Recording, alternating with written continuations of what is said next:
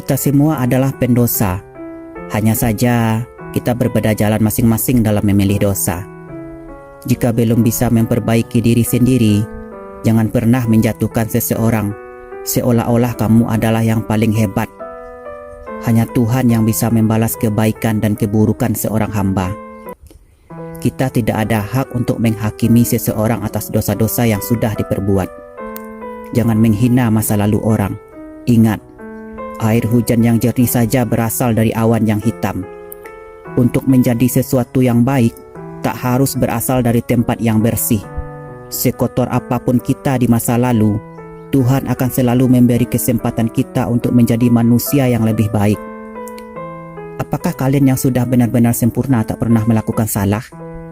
Gak ada manusia yang sempurna. Semua kita pasti punya aib, dan bersyukurlah kita sampai detik ini Tuhan masih menutup dan menyembunyikan aib yang kita punya. Dunia ini penuh tanda tanya dan misteri. Apapun yang tak mungkin kita bayangkan bahkan terjadi di masa depan. Apakah itu keberhasilan ataupun kehilangan. Hanya Tuhanlah yang punya semua rencana. Kita sebagai hamba akan tetap menjalani dengan kemungkinan terburuk sekalipun. Allah Maha membolak-balikkan keadaan. Hanya butuh waktu 1 detik saja untuk membalikkan arah. Dan seorang manusia bisa saja berubah posisi antara kebaikan dan keburukan. Dan tak ada yang tak mungkin bagi Tuhan sang penguasa yang sesungguhnya.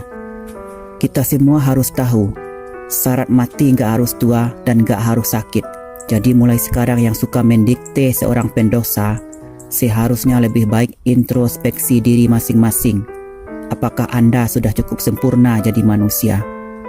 Sesama umat manusia yang baik itu adalah saling menasehati dan mengingatkan ketika seorang manusia melakukan kesalahan atau kekilafan, tanpa harus menyakiti perasaannya dengan menyerang membabi buta dengan ucapan-ucapan verbal. Sebaik-baik orang pasti ada buruknya, seburuk-buruk orang pasti ada baiknya, dan kita tak ada hak untuk menjustifikasi keburukan seseorang. Kita hidup harus tetap berkaca. Ibarat sebuah cermin, kita tersenyum, dia juga tersenyum. Kita tertawa, dia juga tertawa. Apa yang tampak maka seperti itulah adanya. Dan jangan sampai kita hidup seperti uang logam, lain di depan tapi lain di belakang, bagaikan manusia bermuka dua. Kita di sini sama-sama musafir yang menumpang sementara.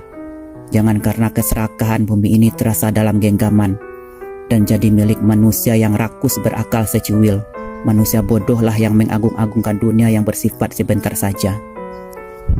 Nerakamu bukanlah urusanku, dan surgaku belum tentu jadi tempatku nantinya. Namun tak ada yang salah di antara kita saling mengingatkan, karena sesungguhnya sebaik-baik orang adalah dia yang mampu mengajak dalam kebaikan. Kita hanya insan yang tak bisa sempurna, namun kita adalah manusia yang tetap berusaha menjadi orang baik. Sedikit cerita sobat tentang catatan ini. Ini aku tulis waktu meninggalnya Vanessa Angel, di mana masih saja ada orang-orang paling suci di dunia ini yang membahas kasus uang 80 juta, di mana orang tersebut sudah meninggal dunia. Pengen rasanya buat status panjang lebar di Facebook, sangat gatal mulut untuk berbicara. Tapi aku tak punya kemampuan untuk itu. Siapalah aku, orang yang tak populer, orang yang tak dianggap, orang yang belum berhasil. Di mana status orang-orang hebatlah yang akan banyak dikomentari. Daripada aku setelah buat status panjang lebar di Facebook, malah mencoreng arang di kening sendiri. Karena orang-orang akan meludah, mereka akan mencibir, siapa lo? Orang-orang akan tertawa dan tetap menganggap bunyi kentut orang hebat tetap harum daripada kata-kata puitis seseorang yang bukan siapa-siapa. Tapi ada hikmahnya kawan. Daripada tulisan-tulisanku terbuang dengan percuma, sebaiknya aku akan tetap menulis apa yang ingin aku sampaikan, sembari mengumpulkan sebanyak mungkin. Nanti ada saatnya akan kulempar ke muka orang-orang yang menganggapku rendah. Daripada mereka-mereka buat status panjang lebar mengkritisi terus dikomentari oleh teman-temannya, orang hebat juga, atau orang-orang penjilat yang sok mencari muka. Nanti status-statusnya cuma menjadi kenangan setiap tahun dibagikan ke beranda.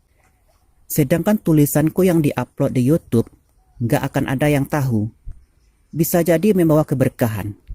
Katakanlah sekarang catatan itu tidak populer waktu aku upload. Besok setelah 2 tahun channelku berkembang dan video-videoku sudah banyak yang nonton, maka dari video-video yang populer bisa membantu promosikan video-videoku sudah tenggelam, yang tak muncul ke permukaan. Maka bisa diangkat lagi dengan cara menaruh video lama tadi di akhir video yang populer, yaitu yang biasa disebut YouTuber end screen atau layar akhir.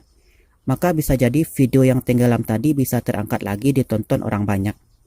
Kesimpulannya, ketika diperlakukan tidak adil, dikucilkan, dipandang sebelah mata, kalau kita berpikir secara bijak, sesuatu itu bisa dijadikan kreativitas untuk berkarya. Oh ya sobat, selain catatan ini, aku juga terinspirasi buat catatan tentang kejadian peristiwa Vanessa dengan kasus Ustadz Yusuf Mansur, di mana keburukan yang berakhir dengan kebaikan dan kebaikan yang berakhir dengan keburukan. Nanti akan aku upload mungkin di videoku yang ke-10 sobat. Untuk itu jangan lupa di subscribe, like dan aktifkan lonceng notifikasi agar sobat tidak ketinggalan video terbaru dari saya. Terima kasih.